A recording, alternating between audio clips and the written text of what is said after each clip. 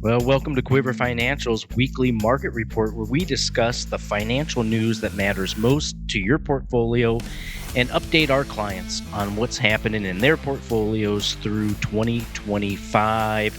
And boy, what a week is start to summer. You have got to see what happened in silver prices this week. We're going to talk about Trump and the tariff news.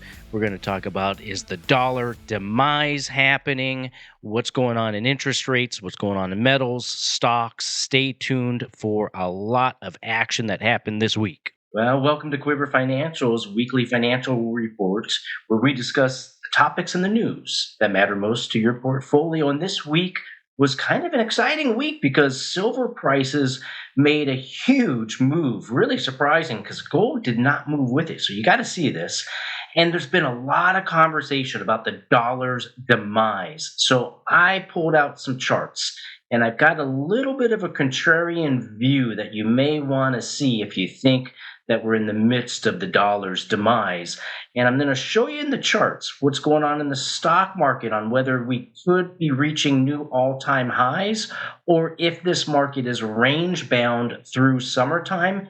And the big topic that I think is going to come up over the next couple weeks, what's going on in the 10-year, the interest rate world, because interest rates, when you look at the charts, they look like they are continuing to push higher, even though the market isn't reacting yet. If you're an investor in interest rate sensitive investments, if you're a more conservative investor, if you own treasury bonds, you own utilities, you own things like traded REITs, anything interest rate sensitive, if you have a 60-40 type of balanced portfolio, those are the kinds of things that you're going to want to examine more closely in your portfolio with what's going on in interest rates. So I'm going to really cover that in detail. And the whole goal today is, since we're in the middle of June, is to give you some insight on what I'm seeing in the charts on what could happen in the rest of 2025 in both the stock market, the interest rate market, the US dollar, and metals. So what could happen the rest of 2025? I want to apologize for my voice. Last week I took off because I was babysitting the grandkids, and grandkids bring little cooties. So I've got a little bit of a bug. It sounds a lot worse than it is. So you'll just have to bear with me, but I've got a lot of good information for you this week because the topics in the news were around Trump and tariffs. We're not going to get through this year without any of this stuff, right? So we started the week with Trump and President of China saying, hey, you know what? We need to have a little chat because the talks between us and China on the tariffs had hit a flat spot. So the results that from what we got in the news is that everybody agreed to talk again and keep talking, which is actually pretty good. It's better that they're talking than not talking. However, it does raise the question about how much progress is truly being done or being made here. And we've talked about this in previous episodes, that in good times, trade deals take a year and a half to get done. So this is going to take some time. This is going to come in and out of the news. What do I have here? What do I mean by muskrat? Well, I mean by Elon Musk turns like a rat, okay? So all of a sudden, the two boys, they're getting along. They have a little bromance. And now this week, Elon Musk and Donald Trump have a little falling out. Not too surprising. It's really hard to have two alphas really get along for a long period of time. I mean, they can play in the sandbox for a little while, but once somebody takes somebody's toy, there's going to be an issue. I don't know how much that has to do with your portfolio, other than if you're a big Tesla owner or something like that. However, keep in mind that Tesla and some of the sphere around it, like Palantir and Peter Thiel's companies, and a lot of the Musk surrounding, these are holdings in the S&P 500. So if this feud gets too much going on, you could see some trading in names just outside of Tesla. So we'll talk about that in future weeks. What I'm really going to talk about around the tariffs when I get into the stock charts is, are we set up for a buy the rumor, sell the news type of scenario? Because the markets have rallied on the rumor of things, of further talks, more resolution of tariffs. So if we do get that happening, Does the market go higher or do they sell the news? I'm going to share that in the charts. I'm going to talk about the levels that I'm watching. In interest rates this week, we got a lot of inflation reports that were very tame in the beginning of the week. And so interest rates started to pull back. The 10-year Treasury started to get down below 4.4%, which in previous weeks, if you've watched, we've been really talking about that 4.5%, 4.45% level on the 10 years being week to week really crucial. This week, though, we ended the week on the highs of interest rates, just above 4.5%, because today, Friday, we got an employment report that wasn't nearly as bad as people thought it would be, because earlier in the week, the rumors were the employment report was going to be pretty bad. The problem here is that the employment report also had a lot of revisions from last month and the month before. Basically, what happened here is in the last 2 months, they revised the previous numbers down by 95,000. So that means what they reported the past 2 months were totally bogus, right? So that means this month's number is probably going to get revised down too. So whatever trade happened in today's market off of this employment number is probably not going to stick. In fact, today's market's probably not even a result of the employment number because it's so muddy. So I'm going to show you in the charts that how this is affecting interest rates and why it's starting to look that interest rates are higher for longer. So how do you play that? If you want income, that means you have to be in interest rate sensitive investments. How do you play an environment like this that interest rates could go longer for higher? So we'll talk about that. In the stock market, are we going to go make new all-time highs? I mean, we're churning since the last report 2 weeks ago. We're just churning here at the high end of what I call the range. So in the charts, I'm going to show you what happens. So can we break out to new highs, or is it more likely that we're stuck in some kind of range between where we are here on the high end and somewhere else on the low end? I'm going to show you those levels, what I'm watching for in the rest of June, because all of these things will tell us how to play the last half of the year. I also have a little special treat in here. I've been talking about giving you guys a report on currencies and commodities.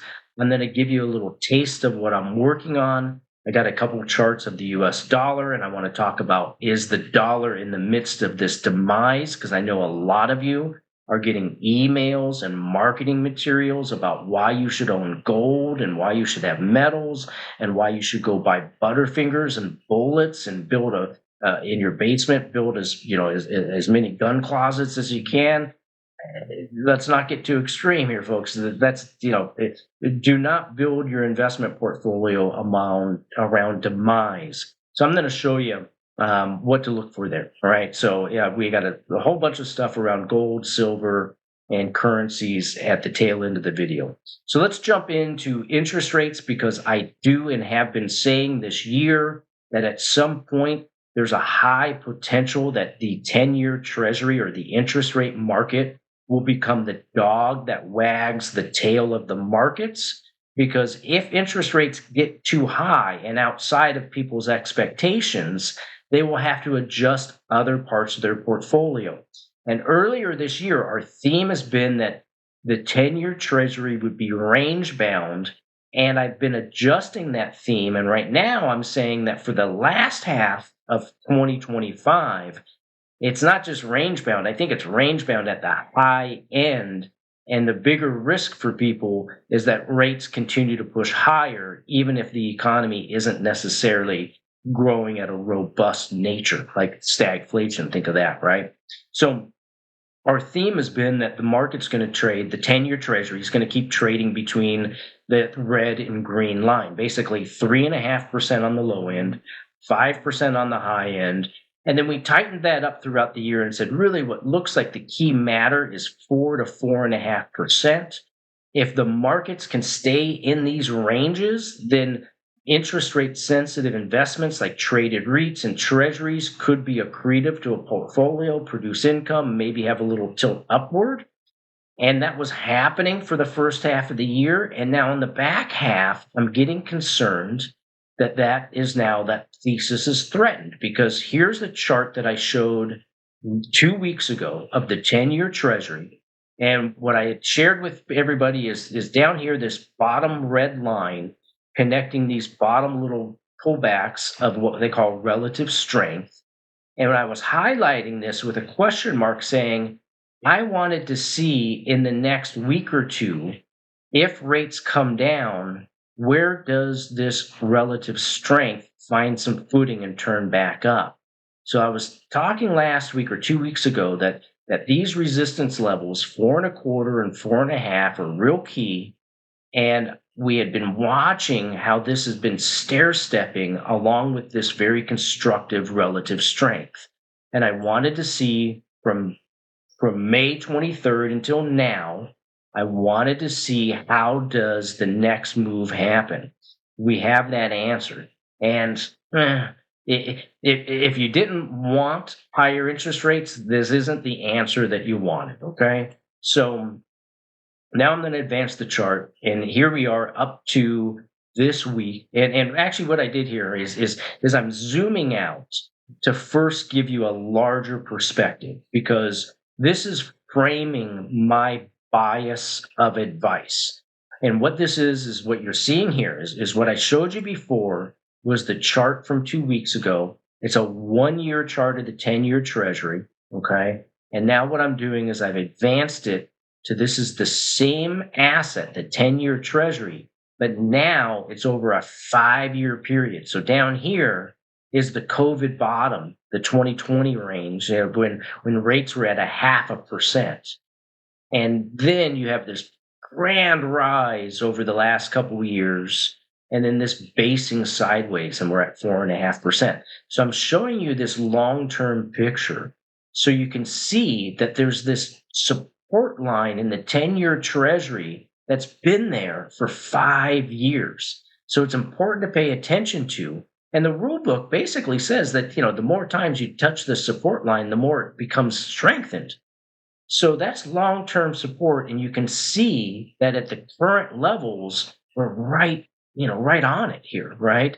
Then you have this resistance level, let's say right around 4.75%.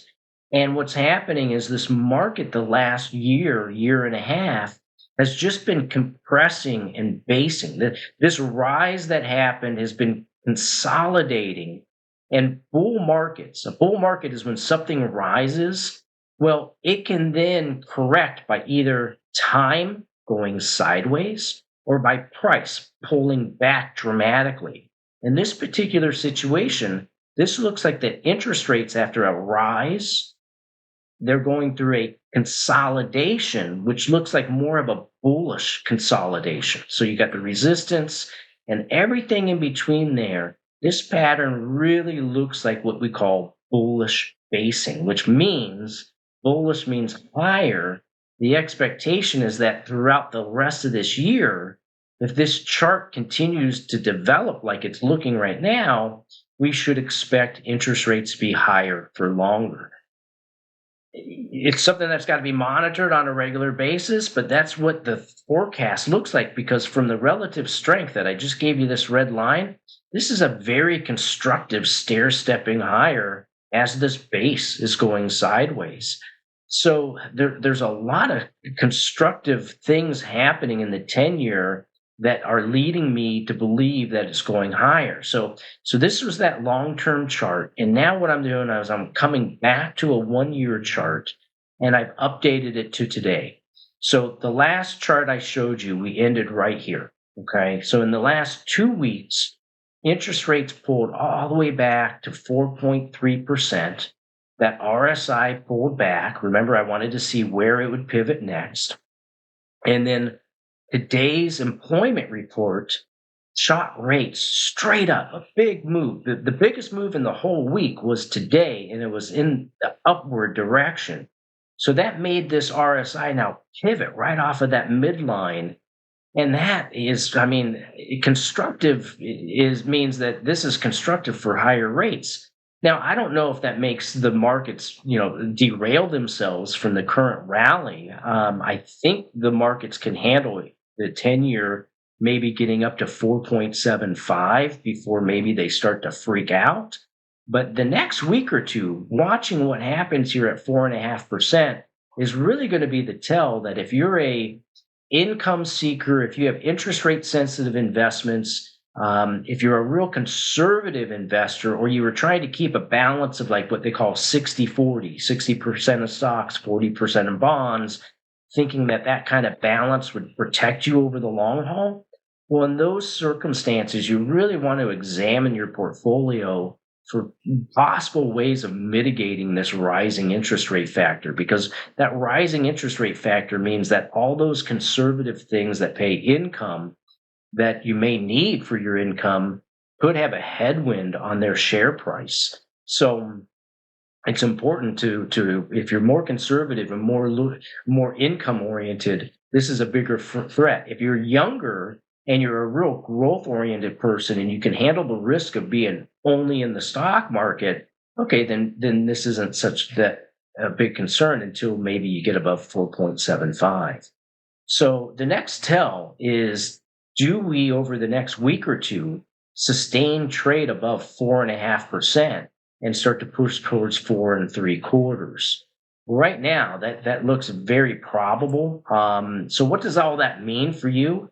Yeah, if we could get rates lower, like we were looking like earlier this week, if you could get below 4.25, 4.25%, then I think all those traded REITs and anything interest rate sensitive can stay on your radar. However, and in the light of the recent interest rate wiggles and waggles the last 2 weeks, the traded REIT space and most of the interest rate sensitive names, other than treasuries, have performed, fairly well. They've held up to this headwind quite well. What it also means, though, is if we get above 4.5%, we close this week at 4.51. If we get much above 4.5, 4.75, it really threatens that theme, and those lower risk investors are going to really want to have to do a deep portfolio review and see, hey, do I need to adjust, or can I just ride this out? Everything's different based on people's time frames. So that's got to be a very personal thing. Everything we talk about here is not investment advice. If you hear something that, resonates with you, then you're supposed to reach out to your person or reach out to us and investigate it further, not act on it without that investigation. So my biggest concern for people is really the more conservative investors that need income, because that interest rate move, if it moves higher, is detrimental. If you're in the mortgage business, if you're a real estate agent, this really messes with your life, right? So if you're in that business, we can give you some more minute details of how to hedge some of your bets in life. All right, so just real quick, some of you, I want to say thank you to all the clients that have reached out. There's been 6 or 7 of you, which kind of surprised. It's been a great number. That we did a client appreciation that if you need some repairs in your house, even if they're small, and you don't want to call somebody and have to pay $500 for them to fix a little light switch or something, well, we've got a handyman. His name is Michael. I know him incredibly well. He works with a partner named Shane that does all the plumbing. So if you got electrical work or plumbing or handyman work, I've made a deal with these young men. They're great young men. They're clean. They're respectable. You won't be embarrassed to have them in your house. And, no nose piercings or tattoos that are going to offend you. And they will give you 30% off of any work, and it can be any job, large or small, especially if you're in Southern Orange County. So that's just a client appreciation. So, all right, so let's move on to equities. Our 2025 theme when we started equities is that the overall market was being led by tech, the Mag 7, and it was getting overweighted. So we were waiting for a correction. We got that. And we also thought that the stagflation names would be kind of leaders, and that's what's been happening. So here's a chart of the S&P 500 this is a weekly chart that goes back to 2023. So the reason I'm showing you this longer term trend is I wanted to show you this bull bear line that we've been talking about for many months. the bull bear line basically means that if the market is trading above this green line, it's still a bull market that started in 2023. So you draw this trend line, and as long as you touch it, it's what they call buy the dip. And this was the very big, scary dip, right? Because we were so far. This is the mean, all right? And then nature got too far away from the mean and got pulled back. Now, what we're watching for here is that sometimes when a market gets this far away from the mean and gets snapped back to it, the next bounce and play is really, it loses this. This snapback was hard enough that it could really damage the momentum of this upside, right? So I'm watching now. The good news is we didn't break below this bull bear line. So technically, we're still in a longer term bull market, which means you should look at dips or pullbacks as an opportunity. Now, at the next decline that we get that comes in this market is going to be able to tell us whether we're going to go to new all-time highs or are we going to get into a range. And what I've been watching here is that we've got this resistance level, which is the old all-time highs. It'd be very normal, just like we are right now, to come up to those and contend with them for a while, okay? And then eventually break through. If this is a good market, fundamentally, if we start to get resolution to tariffs and the economy doesn't slow down or go into recession, then I would expect that we contend with this resistance and eventually break out. However, if the tariff stuff stretches for a year and a half, we don't get much resolution, we start to slide into a recession, unemployment ticks up, whatever it may be, housing starts to get worse because we're seeing a lot of weakness now in certain areas in housing, then maybe we don't contend and break out, we roll over, then we go into a bear market. We don't know which one of those is in front of us yet, but I can tell that through this trading, what I'm looking at now is that we have the support, we have the resistance, and this RSI, that the way it's developed since the April low, gives me a tell, because it tells me that this point to this point is probably the low to the high range. So that April low at 5,000, the S&P 500, is probably the low end of the range. And about where we are here, about 6,000, right where we are, is probably the high end of the range. And over the next 2 weeks, the tell will be, do we bust through this resistance? We're going to need some pretty good news for that. Doesn't mean it can't happen, but I'm going to watch. If it busts through that, that's good for everybody. Or are we in a situation where we're just range bound and that throughout the summer we go sideways? Because one thing that I noted right here is, I'll go back. Let me go back there. Is see this gap right there? Gaps tend to be filled. So this market would look a lot better if it would pull back and fill that gap. It would still be bullish. It's not a bad thing, but that needs to get filled. So all this kind of leads me to believe that I think this market through summer is more likely range bound. And that's good if you're somebody who is patient and you have money that you want to put to work, because a range bound market means that a lot of the things that you want to buy will have sell-offs and pullbacks and opportunities to buy. So for us and our clients, we have cash, we have opportunities we want to take advantage of.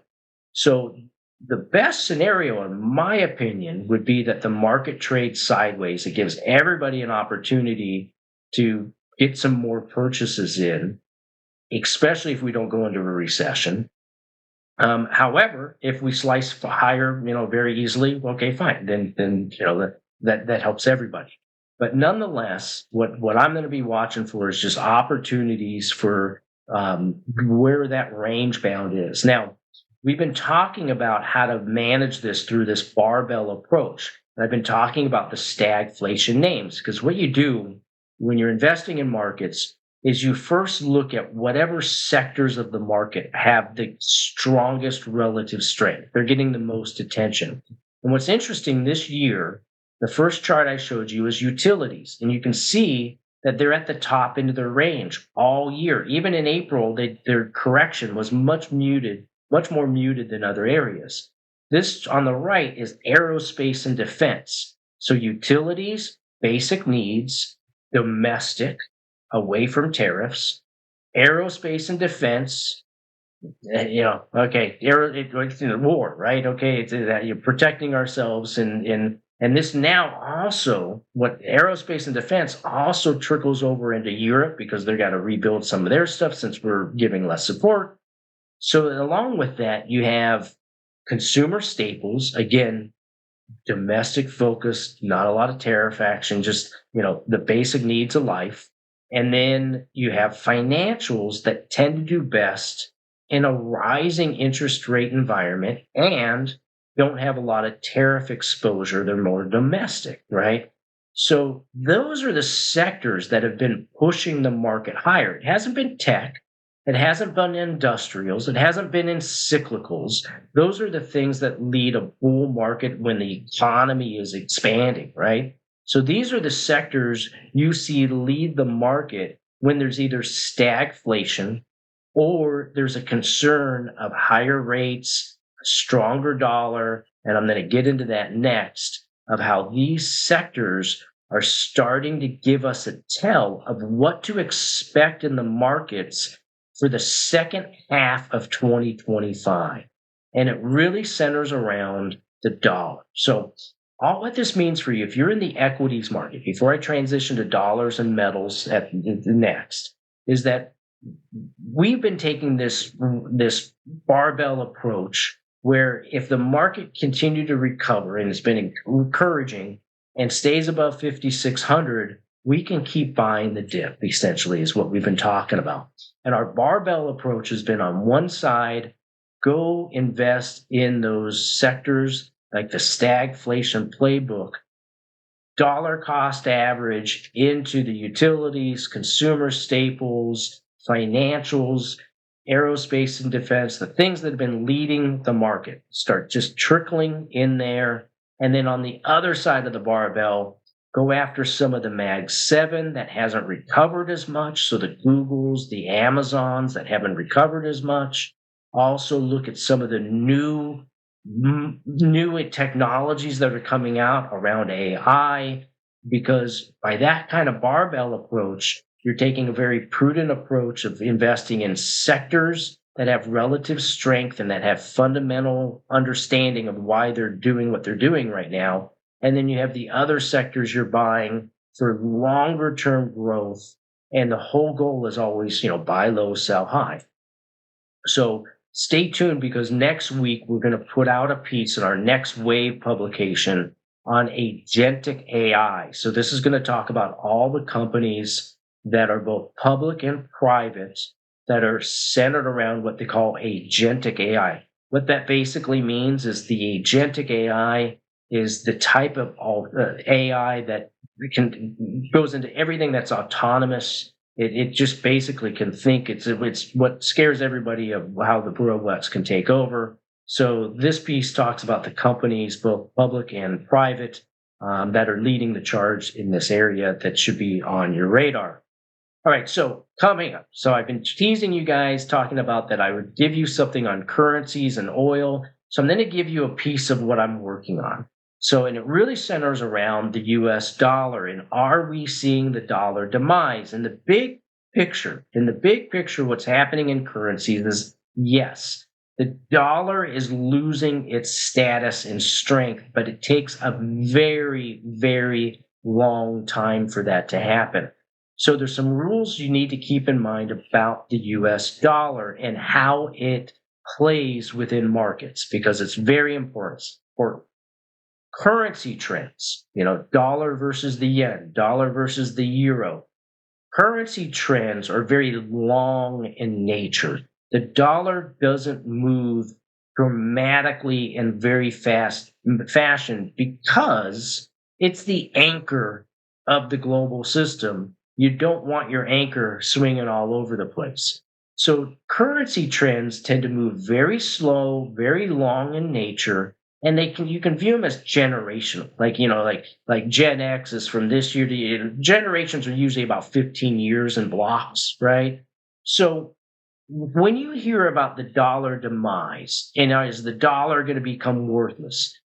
Yeah, we're in the process of that happening, but it's going to take probably two generations to get there. So what is two generations? Well, one generation's 15 years, you're probably 15 to 30 years away from really getting to the point that it matters. So if you're 70, you got to look at all the BS you get in your email. If you're 80, you got to look at all this stuff that comes in and talks about how you should buy gold and bullets and butterfingers and the dollar's going to go to zero.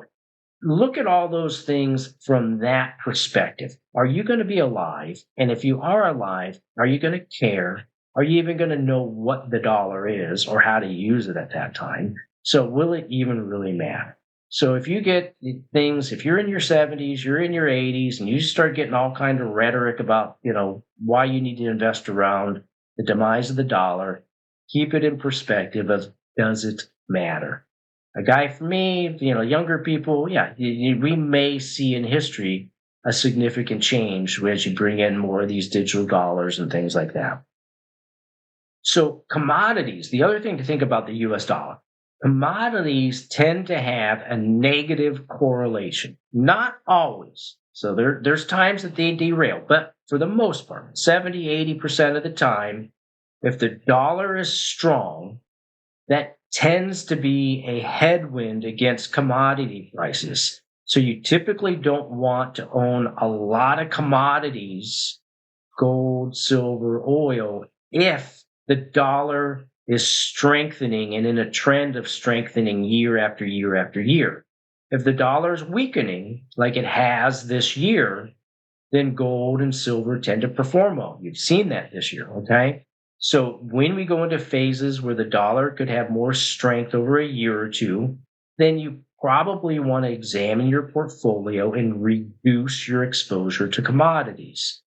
So also keep in mind that interest rates, like the 10-year treasury rate and the dollar, they tend to move in tandem, meaning that, so while commodities and the dollar are non-correlated or negatively correlated, think of like a teeter-totter, interest rates and the dollar, they tend to move in tandem as one. Not always. Sometimes there's variances, but those variances are usually over short periods of time.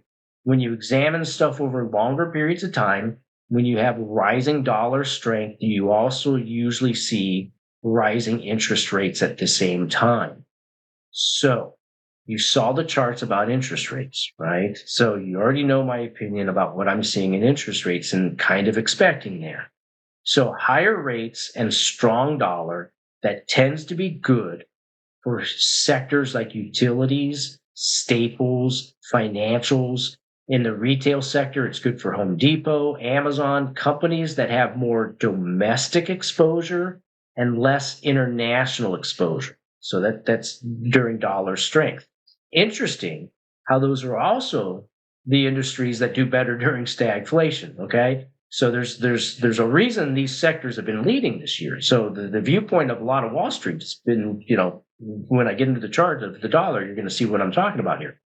Now, on the flip side of that, if you have lower rates, weaker dollar, then typically commodities will do better, industrials will do better. So if you have higher rates, a stronger dollar, the weaker sectors in the market are going to be typically industrials, commodities, tech, emerging markets. All right?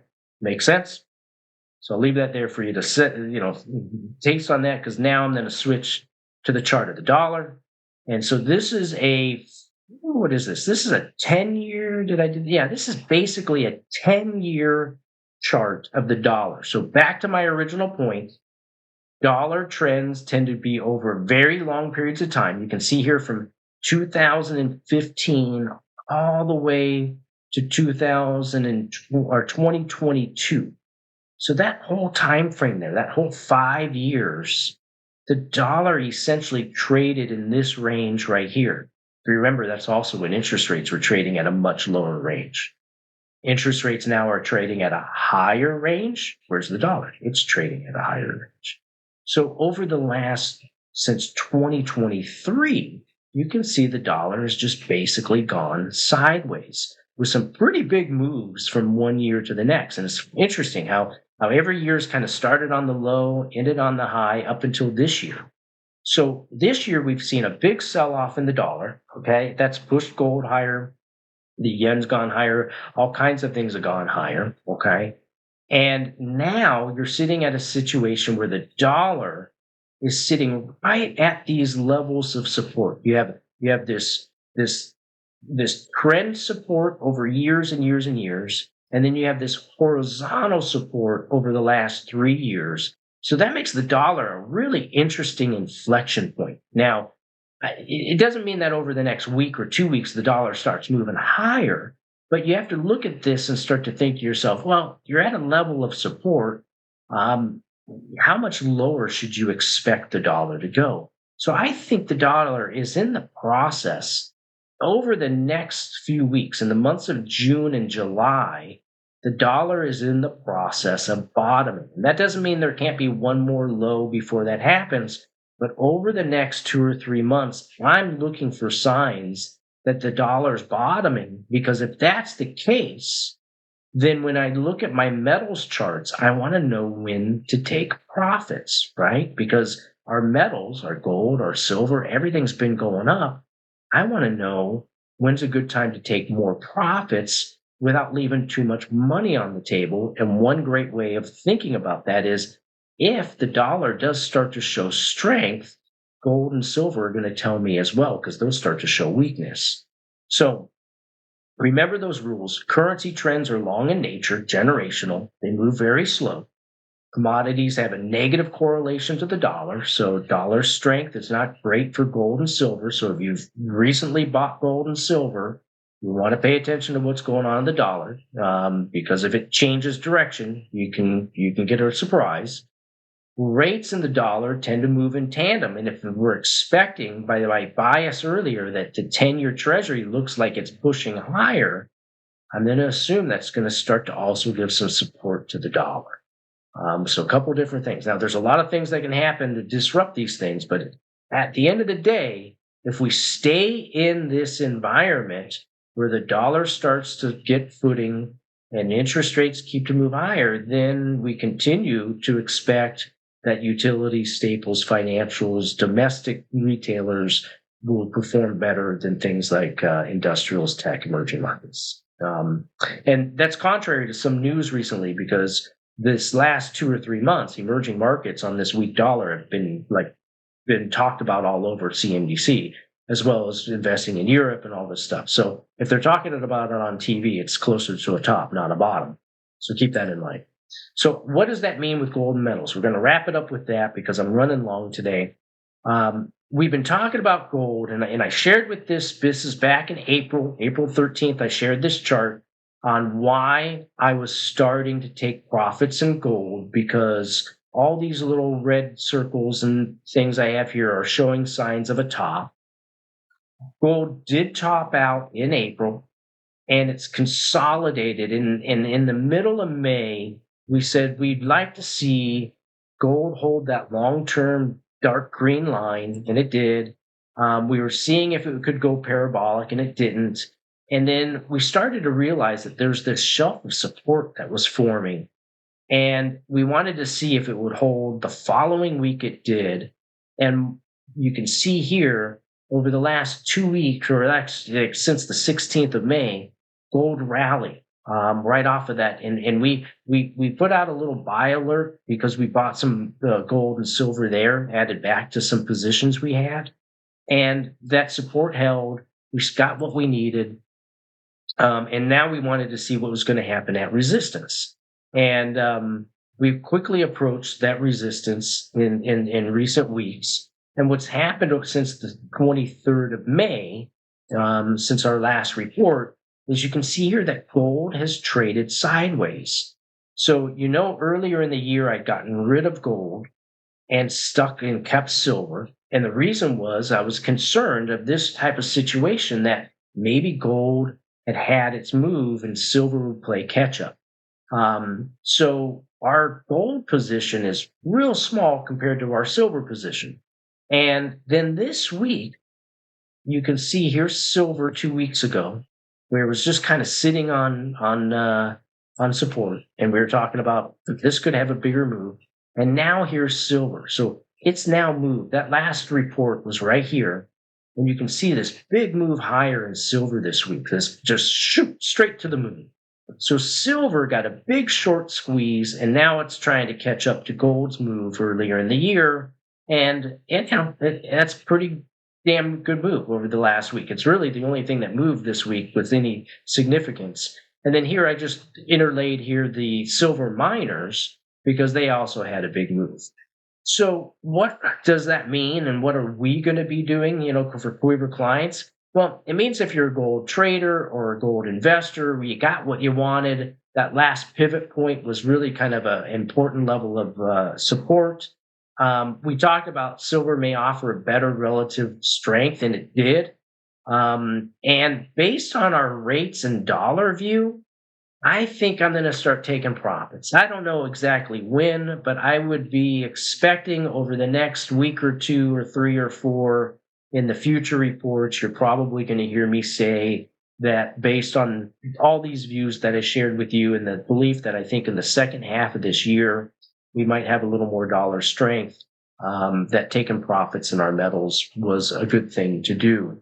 So if this was helpful for you, please like, subscribe. Here's the bottom line. In the interest rate world, prudent investors should be examining their portfolio for the risks, because if interest rates are higher for longer, conservative investors are going to feel it more than anybody else. In the stock market, our viewpoint is the second half of this year, there's probably more opportunity to be range bound. Remember the barbell approach, where you're range bound, or even in the market moving higher, you want to participate in it. So how do you do it in a prudent fashion? You barbell approach by taking some of the stagflation names on one side, some of the tech names on the other, and you build a portfolio slow and steady. In the metals, based on our dollar and interest rate charts, we are planning on creating our selling process over the next few weeks. I'll update you as time progresses on what we did there. And for the rest of this month, enjoy. Our reports are going to be a little sporadic with summer. So, some weeks I got visitors coming. The next couple of weeks, it gets kind of crazy. So anytime I have the time to keep updating you, I will. But it may not be as weekly as it has been. Once we get through summer, I'll get back to the weekly cadence. And until then, take care, folks. Bye-bye.